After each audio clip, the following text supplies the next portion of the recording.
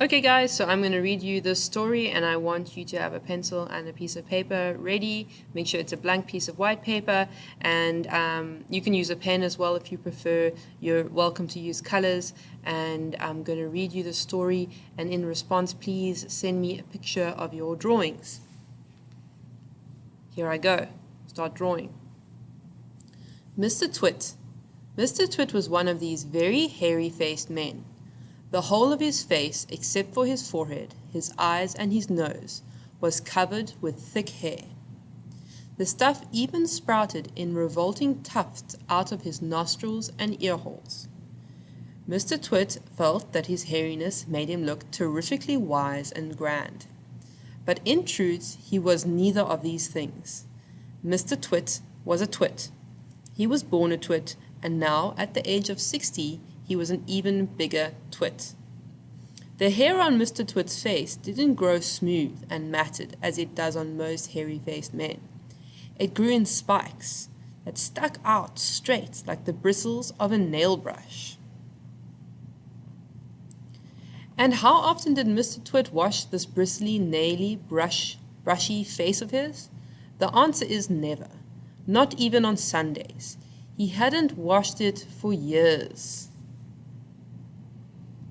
Mr. Twit didn't even bother to open his mouth when he ate.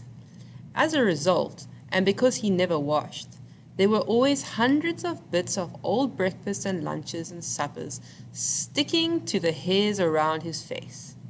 They weren't big bits, mind you, because he used to wipe those off with the back of his hand or on his sleeve while he was eating. But if you look closely, not that you'd ever want to, you would see tiny little specks of dried up scrambled eggs stuck to the hairs, and spinach, and tomato, and ketchup, and fish fingers, and minced chicken livers, and all the other disgusting things Mr. Twit liked to eat. If you look closer still, hold your nose, ladies and gentlemen. If you peer deep into the moustachy bristles sticking out over his upper lip, you would probably see much larger objects that had escaped the wipe of his hand.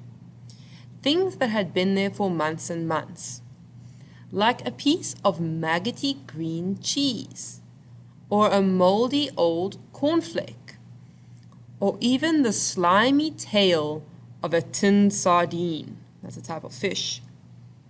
Because of all this, Mr. Twit never went really hungry. By sticking out his tongue and curling it sideways to explore the hairy jungle around his mouth, he was always able to find a nasty morsel here or there to nibble on. What I'm trying to tell you is that Mr. Twit was a foul and smelly old man.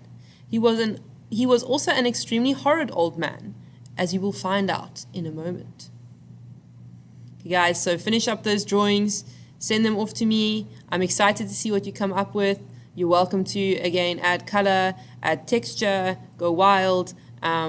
This is supposed to be just a fun exercise to get you guys thinking creatively. Again, this book is in the resources tab of this digital session. If you would like to read this book, it's a really easy read. It's a fun read. It's got lots of descriptive qualities, and it's quite sarcastic.